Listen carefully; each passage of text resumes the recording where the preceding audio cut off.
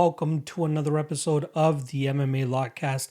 I'm your host, Manpreet, aka MMA Lock of the Night, and your boy on Twitter at MMALOTN. This week we're going over Bellator 255. Yes, I'm saying Bellator. This is the first ever MMA Lockcast episode where we're going to be covering Bellator and get used to it because we're going to be adding Bellator to the rotation. This card is headlined by Patricio, Pitbull, and Emmanuel Sanchez. This is the semifinals of their featherweight Grand Prix. We have the champion Pitbull defending once again against Emmanuel Sanchez. This is a rematch of a fight that happened in November of 2018 where it was a very close fight going into that fifth round, and Patricio Pitbull goes out there and steals that fifth round and wins the fight. But it should be a very competitive fight once again, and I'm very much looking forward to breaking it down for you guys and hopefully finding you guys some spots. For this card, though, we will only be breaking down the main card. For the next card, which is Bellator 256 next week, I will be breaking down the entire card for you guys. I do want to get a jump start on the upcoming schedule. Not a big fan of, Bellator and UFC same weekends in terms of the amount of work that your boy has to do, but we're doing this shit full time. So you bet your ass that I'm going to be doing it. But no prelims for me this time around for Bellator, but I will still give you guys the main card breakdowns. That's exactly what I wanted to do this time around, and we'll do the full cards moving forward. With that said, very, very excited for this card. There are some solid spots. There's a lot of prospects on the card as well. We got Nurmagomedov fighting again. We got the Bellator debut of Usman Nurmagomedov. Kana Watanabe coming back against Alejandra Lara. Tyrell Fortune against Jack May. They're rematching as well. And then obviously Neiman Gracie versus Jason Jackson. That's a very intriguing fight, especially considering that the odds are at even money right now. All right, before we get into the card, let's give you guys the betting breakdown as I always do. Transparency 101. And your boy is always about that, whether we're losing, whether we're winning, whether we're breaking even. It doesn't matter. You guys need to know how I'm doing. And so far, doing pretty damn good. We're on a 4-event winning streak since going back to that old school lock of the night style. And that's exactly how we're going to be staying moving forward. So last time around, lock of the night play was Omar Morales. This was for UFC 260, by the way. Omar Morales was the lock of the night play that night. 5 units at minus 196. That play hits, relatively easily in my opinion. A lot of people had question marks about how Omar Morales was going to deal with the volume and the possible forward pressure of Shane Young. But I truly saw in that fight that, Shane Young is only good when he's the one dictating the pace and not really giving too much respect to his opponents. Obviously, he's going to go out there and disrespect guys like Rolando D and Austin Arnett. But once he feels the power of a guy like Omar Morales, I don't think he'll be throwing as much, or I don't think he'll be the one on the front foot. And that's exactly what we saw. Morales went out there and won a clean fight, pretty much winning that fight, I believe, on all judges' scorecards. And, never really looked like he was in trouble at all in that fight. That's exactly what I was expecting. A KO would have been nice, but I was expecting him to go out there and just soundly beat Shane Young, and thankfully that's exactly what he did. That's what we need from a lock of the night play. Sure, a 15-second knockout would be great as well, but to go out there and show dominance from minute 1 to minute 15 further cements why that guy was a lock of the night play. So luckily Omar Morales came through for us. That was plus 2.55 units. The dog of the night play whiffs, and I'm forever swearing off Jillian Robertson under 2.5s because that's something that I've been pulling the trigger on more often than not, and it's been failing for the last 3 or 4 fights of hers, and now I'm officially swearing it off. So I went 1 unit at plus 150. Solid fight, good fight, but the openings for the finishes weren't really there. I think I was overestimating the stand-up or the striking abilities of Miranda Maverick, and I was kind of overrating the ability that Jillian Robertson would have to potentially find a finish. Regardless, we still end up positive on the night, plus 1.55 units, and that's the lock of the night play style, right? That's the old school lock of the night style, which is go out there, make sure the lock of the night play hits. And even if the dog of the night play doesn't hit, we still come away with profit. And that's the way that I'm going to be going moving forward regardless. You know what I mean? That's what got me to the dance. Let's stay at the dance. You know what I mean? So good work there. Again, lock of the night play hits. And that caps off our 4-event winning streak for us. And we're hoping to make it 5 events this weekend with Bellator 255. I do already have a play or a bet in play. It was actually a parlay. Unfortunately, Berkhamov pulls out on weigh-in day, and now we're just stuck with one straight play. We are on paid picks now since we're on a 3-event winning streak. So if you guys want the play as well as the dog of the night play, you guys are going to have to sign up for the Patreon, which is great to segue into in terms of the sponsors and things that I want to plug before we actually get into the breakdowns for you guys. Patreon.com/MMALOTN. The link is in the description below as well. $5 a month. You guys get early access to all the breakdowns. It's going to be hella early now, especially considering that I'm doing this thing full time. So shout out to all the Patrons or the Patreon members, as well as everybody that supported me up until this point that's allowed this dream to become a reality for me to do this thing full time. And that's what I'm doing now. So with me slowly getting back on track and getting ahead of schedule, these early breakdowns will definitely mean a lot more, especially when we're talking about beating line movement and all that type of stuff. So early breakdowns, all official bets, Discord channel, best bets and props article, which is a hot commodity in the community. So that's something that a lot of people look forward to as well. There's a ton of value. $5 a month. You know what I mean? You're not getting charged an arm and a leg and getting fucking dicked around by somebody that just talks out of their ass. Everything's third party tracked, everything's transparent, and that's one thing that I like to push and know that you guys will get a ton of value of. So shout out to anybody that's on the Patreon. Next sponsor, next plug, we got Coolbet.com, a great service or a betting website, mainly available in Canada, some South American countries, as well as some Scandinavian countries. If you guys use promo code MMALOTN2, that's the number 2, you guys will get your initial deposit matched all the way up to $200. There is a 6 times rollover, but every welcome bonus has a rollover. This is one of the lower ones that I've ever seen. But yeah, they'll match your initial deposit up to $200.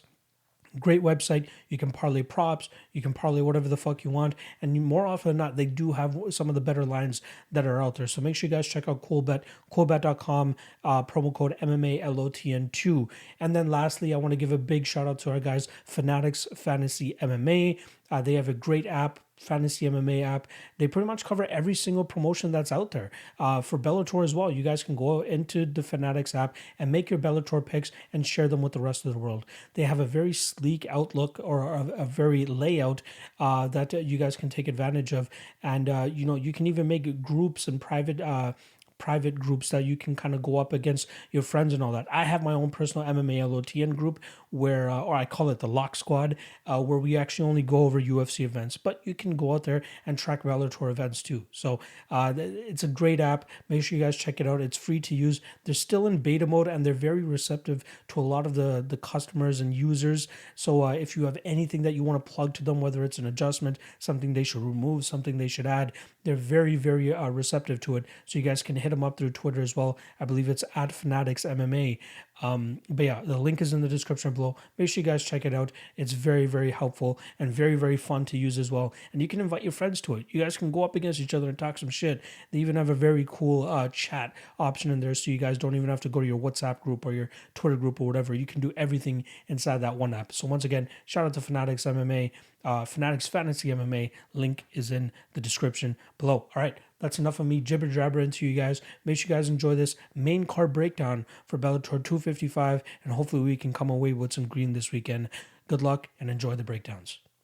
Alejandra, Lara versus Kana, Watanabe. We got minus 185 on Lara and plus 160 on Watanabe. Let's start off on the Lara side, who's a little bit more of a Bellator veteran now. 5 fights in Bellator, and she's gone 3-2, but she's had a little bit of a tough task in those 2 losses that she has. Not to mention, she came in as a plus 650 underdog against Ovenchinnikova. I believe that girl was very highly touted. Unfortunately, it never really worked out for her, and Lara pulls off a beautiful submission victory that night.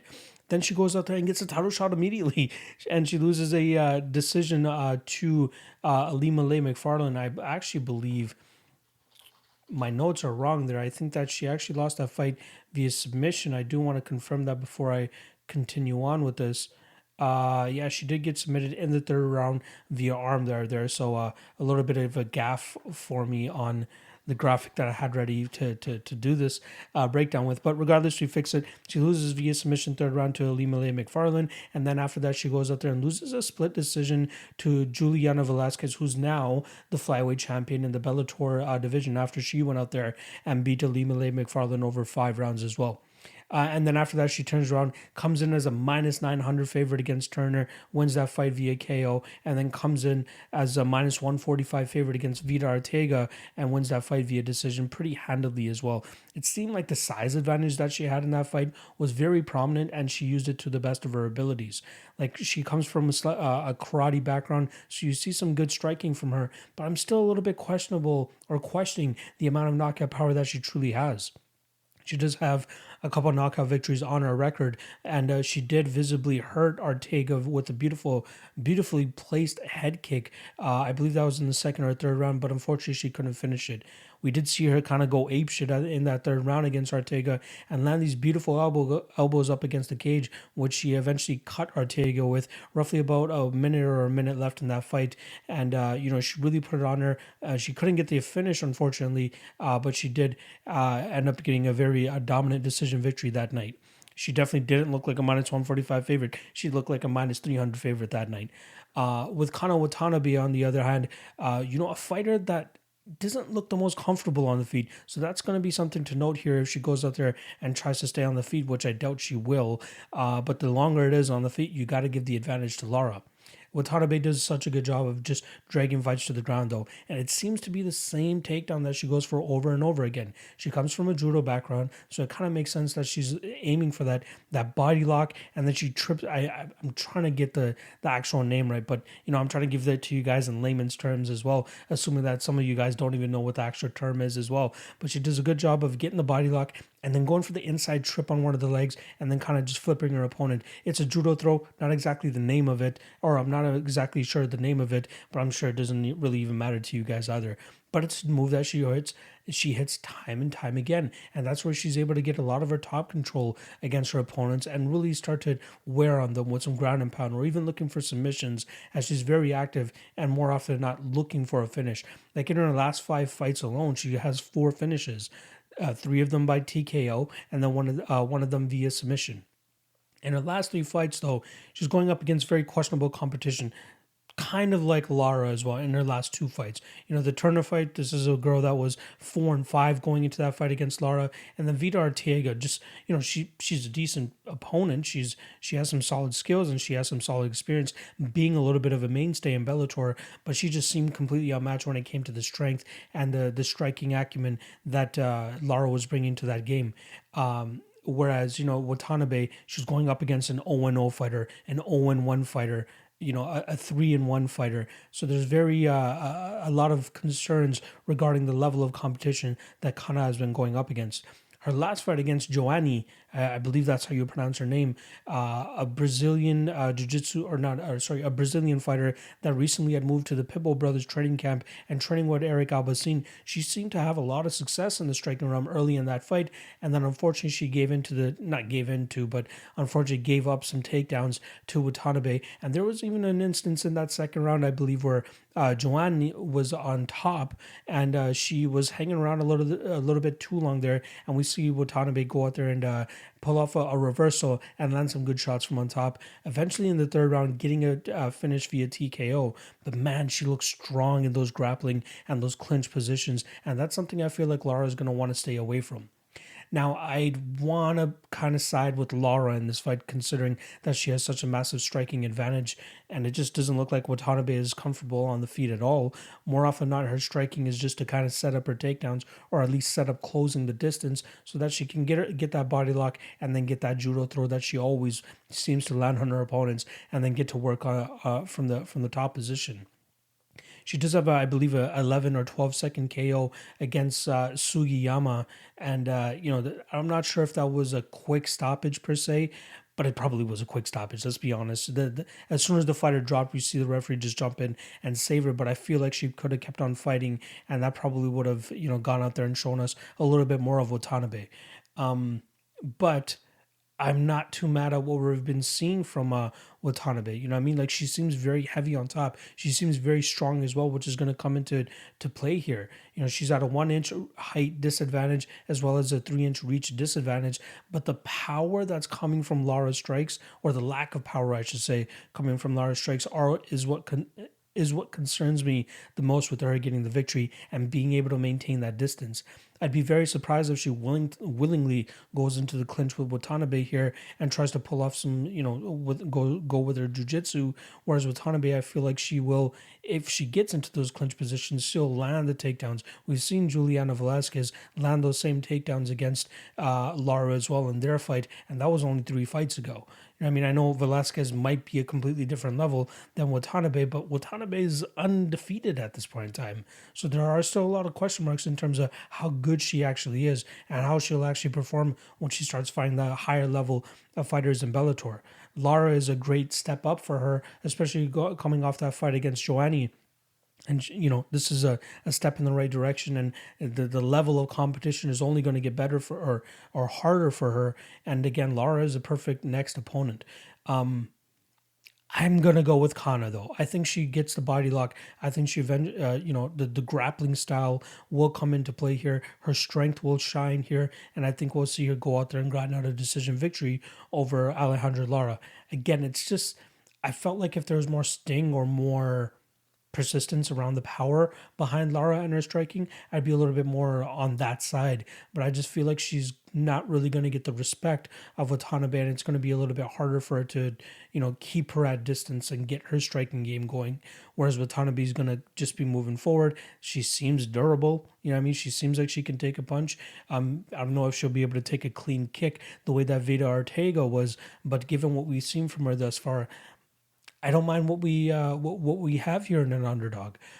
It's just the level of competition that worries me, and then obviously it being at such a deficit in the striking realm leaves me a little bit worried for Watanabe. However, more often than not, I will side with the grappler, and that's exactly what I'm going to do here with Watanabe, who seems to be the stronger grappler and will have the advantage when they start to tie up and get into those clinch positions. So I'm going with Watanabe, and I'm going to take her to win this fight via decision. Usman Nurmagomedov versus Mike Hamel. We got minus 820 on Nurmagomedov. Who's surprised? We got plus 560 on Mike Hamel.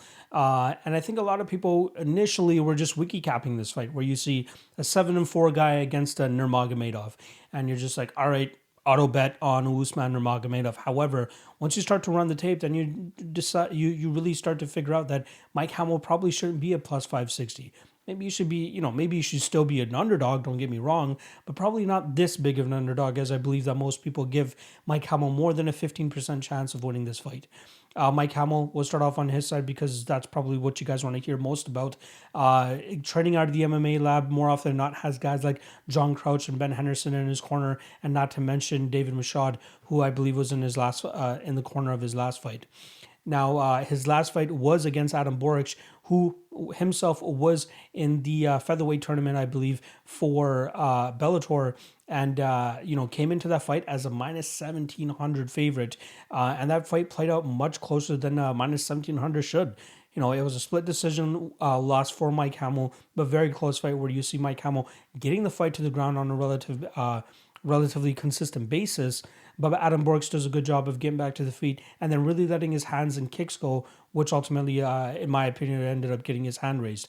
Mike Hamel was just, whenever there were lulls on the feet, he was just waiting to eventually push Boric up against the cage and then get him back to the ground, which he was able to do on a consistent basis. However, Boric did a good job of getting back to his feet and then really making him pay with the damage. So it's almost, like I said, damage against control, and the judges ended up going with damage that night. And Boric showed off a great striking game, right? Really mixed it up with the kicks, and I think that's going to be important for Usman Nurmagomedov to pick up on here, as I believe that's a good kind of a way for him to go out there and kind of stifle the game of Mike Hamel. Mike Hamel, very solid wrestler, high level wrestler, I should say, and definitely is better than the 7-4 the 7-4 record indicates. If you guys go back and watch this fight against Bruno Souza, he ended up losing that fight via a DQ, but he was pretty much controlling that fight from minute 1 to the minute that it finished in that third round. I believe there's less than a minute and a half left, and even Big John McCarthy, who was a cage side that night, had admitted that he believed that fight probably should have gone to the judges' scorecards. Unintentional illegal shots from Mike Hamel. Unfortunately, the referee who was in charge that night didn't believe it was unintentional, as he said he had warned Mike Hamel on numerous occasions to not punch the back of the head, hence the DQ loss there. But he 10-8'd that guy in the first 2 rounds easily, 20 to 16 scorecard going into that third round, in my opinion. The Reyes fight before that in Combate again shows off his great grappling, and that's pretty much the epitome of his game, is just let me get you down and try to pummel your face to the canvas. And he's more often not successful in doing so. The Adam Borg's fight, like I said again, that's something that he was very successful in. However, he just wasn't able to really stay on top long enough to get the judges' scorecards on all three judges, I should say.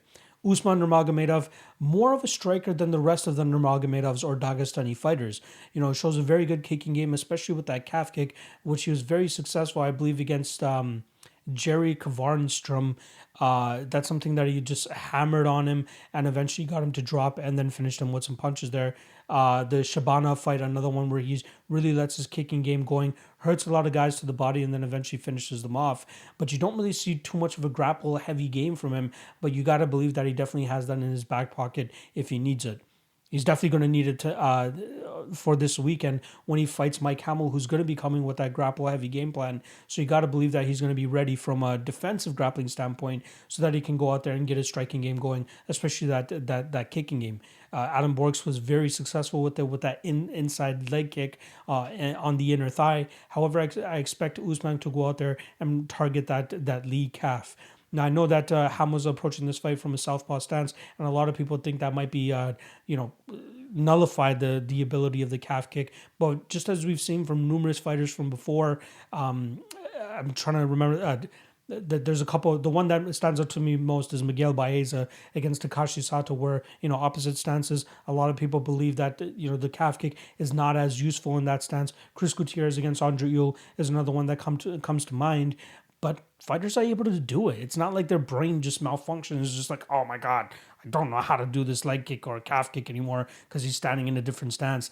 That doesn't happen. You got to believe a guy like even Usman Nurmagomedov, who's 11-0, only 22 years old, but the way he shows the fluidity and the variety of his strikes from either stance gives you confidence that he should be able to go out there and still implement a solid kicking game. That's exactly what I'm expecting him to do here against Mike Hamel, who, again, I agree that he shouldn't be this big of an underdog. However, I think he's going to struggle to get Usman down and keep him down. That's the difference, right? Almost like the Adam Borgs fight. If he's not able to keep him down, he's going to be paying for it on the feet, as Usman does a really good job of kind of maintaining his distance. I believe if the Tapology statistic or metrics are correct, he's going to have a 4-inch height advantage. No reach, unfortunately, not available. We'll see once the tail of the tape gets read. But Nurmagomedov will definitely be kind of taking the approach that one Jason Jackson will be taking against Neiman Gracie, which is keep the distance, get your striking game going, but make sure that you have a ton of sauce, not too much sauce on the end of your strikes. Otherwise, your opponent will probably take advantage of that, of your overextending and take you down. However, I think that Usman is just going to be super confident in those exchanges if this fight does end up in the grappling realm, and he'll still be able to get the fight back to the feet and truly get his game going from that striking distance. So I'll take Nurmagomedov, and the spot that I actually like most in this fight is the over 1.5. A lot of people were thinking with Nurmagomedov being such a huge favorite that he's just going to go out there and steamroll Mike Hamel. I think Mike Hamel is quite a dog, and he's quite durable as well. I definitely see this fight going past that 1.5 mark with that -120 line. I think that's a great line. However, I think that it's going to be Nurmagomedov that gets his hands raised via decision here. You got to give Mike Hamel the benefit of the doubt. The guy's very durable, will have a clinch-heavy game plan, and I think that should help him kind of survive their early onslaught. But I think that Nurmagomedov will pull away with a decision victory. My only concern here is how effective Nurmagomedov will be with that calf kick. Will it be to the point where he's able to finish him like he did against Kvarnstrom? Or is it just going to be enough to kind of take the oomph off of the takedown attempts from Mike Hamel and then just take him to a decision? So I'll go with Nurmagomedov to win via decision, but it wouldn't surprise me if we see a later finish from Nurmagomedov after the amount of damage that he accrues against Mike Hamel here. So I'll go Nurmagomedov to win this fight via decision. Tyrell Fortune versus Jack May. We got -750 on Tyrell Fortune and plus 525 on Jack May. And this is a rematch of a fight that took place 7 months ago Unfortunately, that fight ended in a no contest when there was an accidental groin shot on Tyrell Fortune's half, and he pretty much rendered Jack May, you know, couldn't even fight. Like the guy, he was so messed up from that. It pretty much had to be helped out of the cage by his coach, and apparently he was pissing blood for about a week afterwards. So yeah, it definitely did some damage to him. So very unfortunate end to there. Since then, we've had Jack May go out there and lose a very close fight to Mr. Noblet. That happened at the ex-MMA event. I believe that was in January.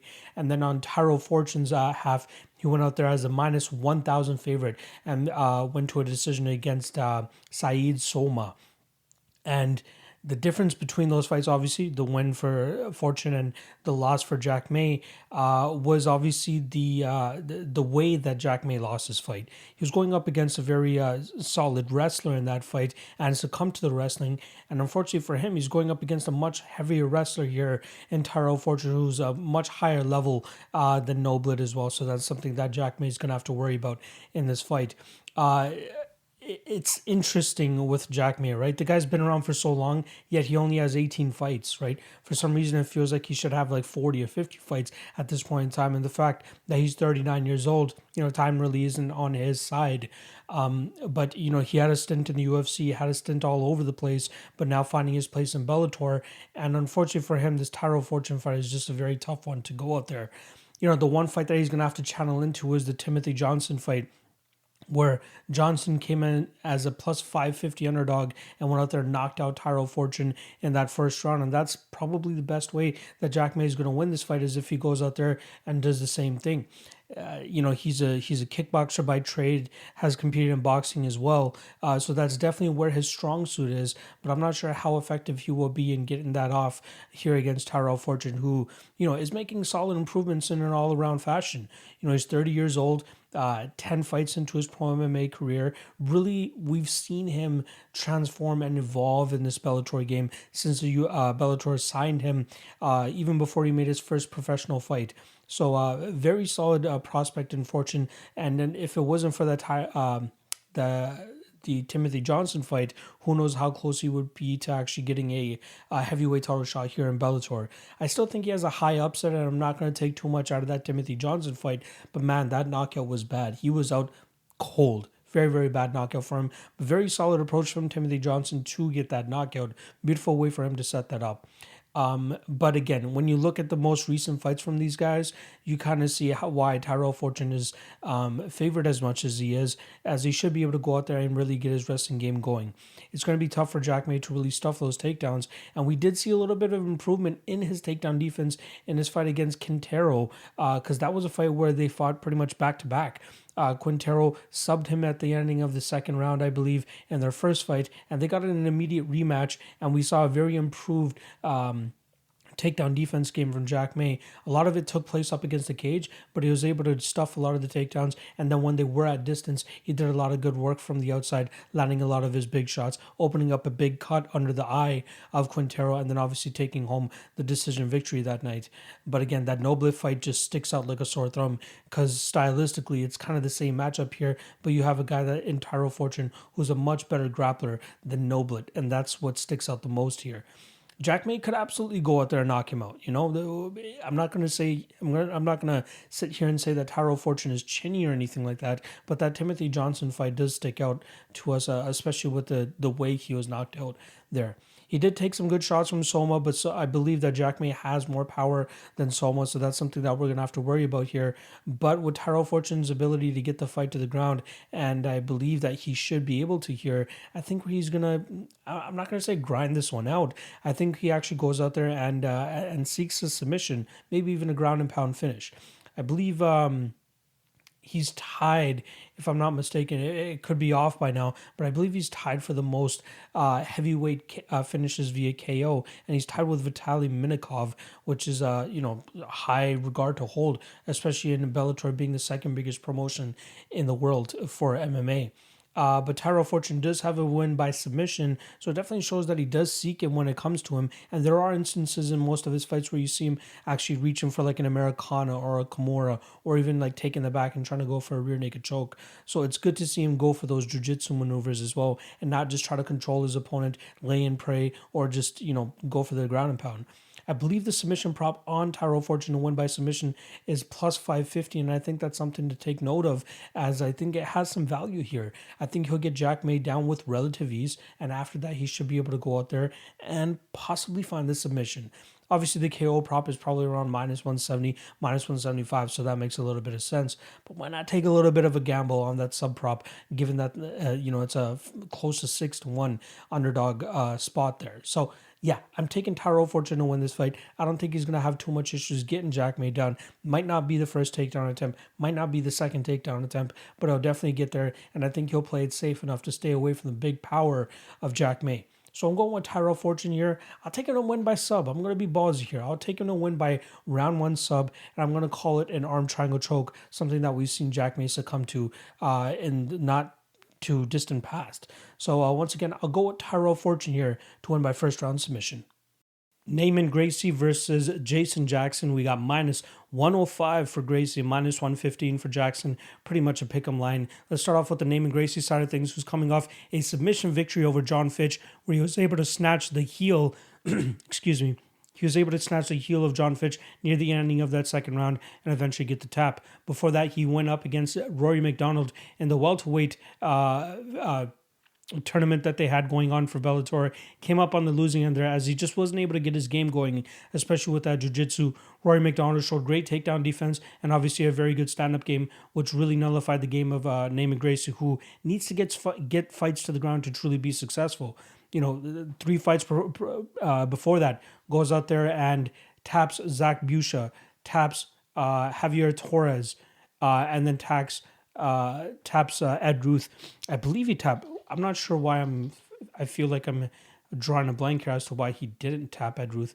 Yeah, he tapped him in the 4th round there. Yeah, 4th round tap via rear naked choke. So big win for him there. And then the arm triangle choke against Javier Torres and neck crank against Zach Busha. He has so many different wins via different submissions. Obviously, with a name like Gracie, you got to expect that. So yeah, that's pretty much his game. Let's try to get you to the ground. He has an improving wrestling game, which definitely will help him to get his victory, get his hands raised. And then obviously in the John Fitch fight, right? You got a guy that is a wrestler and willing to engage in those types of exchanges. And unfortunately for him, he's just a step behind Gracie at this point in time, which is why Gracie was able to get his hand raised that night. Jason Jackson, now training out of Sanford MMA, is a fighter that shows continuous improvement on a fight-to-fight basis. Even though he has a loss to Ed Ruth, who did end up losing Neiman Gracie after that, we saw a lot of good things out of him in that fight, right? It was a split decision loss. He did a good job of nullifying some takedowns, landing good damage, and going damage over control time. But unfortunately that night, the judges saw the control time for Ed Ruth and gave him the victory. But then he goes on a 3-fight winning streak against guys that are mainly grapplers, outside of Jordan Meehan, who's more of a jack of all trades kind of guy. Kiichi Kunimoto gets him into some compromising situations, and he shows his great awareness with submission defense and his jiu-jitsu, where he's able to roll out of bad positions, get the fight back to the feet, and really get his striking game going, which is very, very impressive. Something that he does very well that I really enjoy is his ability to set up his head kick. He throws a nice combination and gets his opponent to kind of shift off to one side, and then he throws a great head kick, which is one of his best moves in my opinion. But the thing that shines to me the most is his improved takedown defense, which is obviously going to be very important for him here against Neiman Gracie, who wants to get the fight to the ground to truly get the best result for his fight. Jordan Meehan fight goes out there and shows solid takedown defense, solid striking, and really leads the dance from minute 1 to minute 15. The Ben Henderson fight, he does outsize him in that fight. He's a minus 170 favorite. Ben Henderson on the tail end of his career, but we really saw some good things out of him, just like we did in the Kiichi Kunimoto fight, where Ben Henderson gets him into some compromising situations, and he shows great awareness and gets out of those bad situations. I feel like you can hear his corner kind of screaming out, don't play on the ground, don't get wrapped up in his type of game. But he wanted to kind of show off that he does have those advantages in his game where he's able to get out of bad situations and really let his submission defense show off. That's not something I would recommend at all here against Neiman Gracie. What you did against Ben Henderson and what you did against Kiichi Kunimoto and even to some effect against Ed Ruth, stay off the ground. Keep your distance. Keep moving. Stay on the outside. Let your punches throw. Let your 3.5 reach and inch reach advantage show as well. Stay on the outside. Don't really play on the inside against Neiman Gracie. Push him up against cage if you want to. Try to drain him out with his cardio that way. But do not mix up with him. Do not try to get into a wrestling match or a grappling match with this guy because you will definitely, succumb to that. And I think that that's definitely not the way to go for Jason Jackson. I do lean with Jason Jackson, given all the improvements that we've been seeing from him as of late. Training out of Stanford MMA and training almost side by side with Rory McDonald, who has 25 minutes of experience being in there with Neiman Gracie. That definitely has to help. I'm sure he's kind of been told a couple things from Rory in terms of what to expect, and obviously running all the tape, there are certain things that Jason Jackson must have picked up on in terms of being able to keep this fight on the feet, and I think that's something that we'll see him very successful in. I think he'll be the stronger fighter here, and obviously the one with the better striking too, and I think that's going to come into play here as he should go out there and outstrike Neiman Gracie. This should be a close fight, hence why the odds are as close as they are. And I've seen out there that there is a line for Neiman Gracie to win this fight via decision around plus 500 or plus 600. I think that's a solid spot. However, I do think that Jason Jackson wins this fight. I think he has the potential to either get a TKO on the feet, but I think ultimately I'll go with him to win via decision, as I think that's the way that's best for him. Don't put too much on your strikes. Don't put too much sauce on the end of your punches, as that could possibly overextend you and get you taken down, and that's not where you want to be against a guy like Neiman Gracie, Henzo Gracie trained Neiman Gracie. So Jason Jackson, showing ever improvements with his grappling game under the tutelage of Gilbert Burns, and I think that's going to come into play here with his ability to, shuck off takedowns. And even if he does find himself in compromising situations, given what we've seen from him as of late, should give us some confidence, especially at this line, which is pretty much a pick'em. That Jackson should be okay in terms of getting out of these situations. Again, Neiman Gracie is probably the highest level of jiu-jitsu that he's ever gone up against, but I still think that he should show some good things in this fight where, cage awareness, ability to keep the fight on the feet, and just keep Neiman Gracie on the end of his punches so that he has enough time and space to react to any type of, wrestling or takedown that Neiman Gracie attempts here. So I think that we might see this similarly play out to the Rory McDonald fight that Neiman Gracie had, where Jason Jackson is able to keep the fight on the feet and just keep him at distance and just pummel him and kind of make him pay on the outside for bad shots or bad takedown attempts.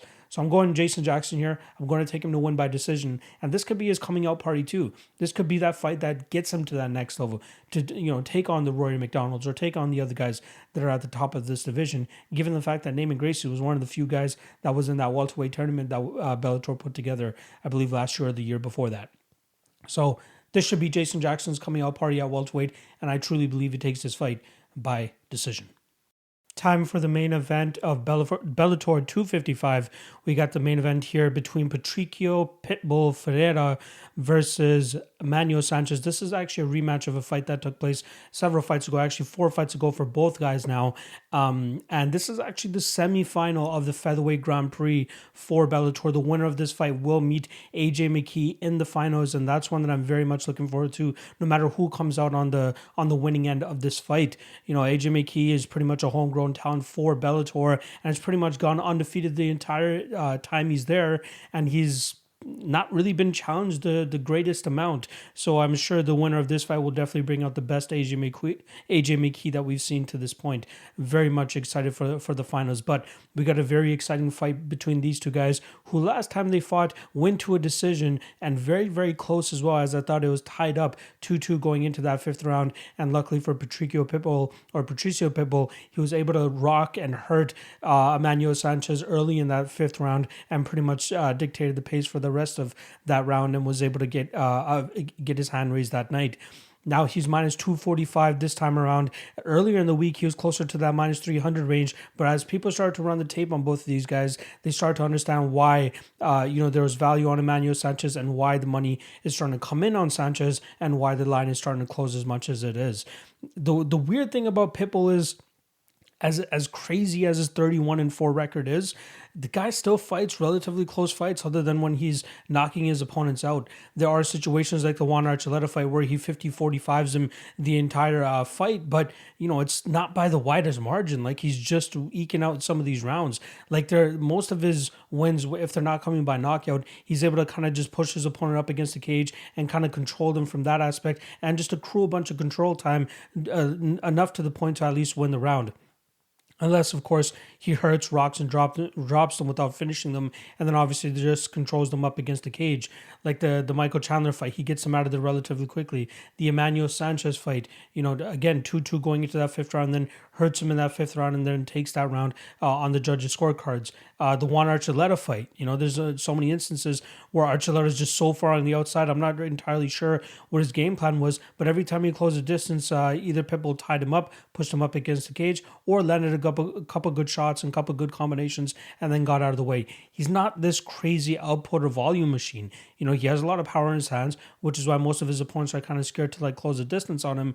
But if they're able to put volume on him, they could get away with kind of outpointing and winning that way. It's definitely a possibility. That's something that his last opponent, Pedro Carvalho, tried to do and try to utilize the entire distance or the reach advantage that Carvalho had in that fight. Landed a couple of good jabs, landed a couple of good shots from the outside, but whenever the distance was closed, Patricio Pitbull was just going out there and landing the big bombs and landing some big strikes. It almost looked like Carvalho, after he felt the first shot, was kind of just out of the fight.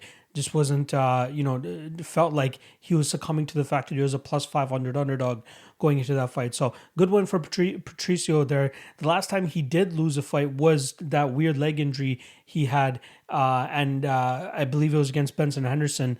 And, he was winning that fight up until that point and then injures his leg and loses that way. So very unfortunate way to take his fourth L. But the guy's a solid fighter, right? Again, not winning winning his fights by large margins. Even the Daniel Weichel fight went to a split decision.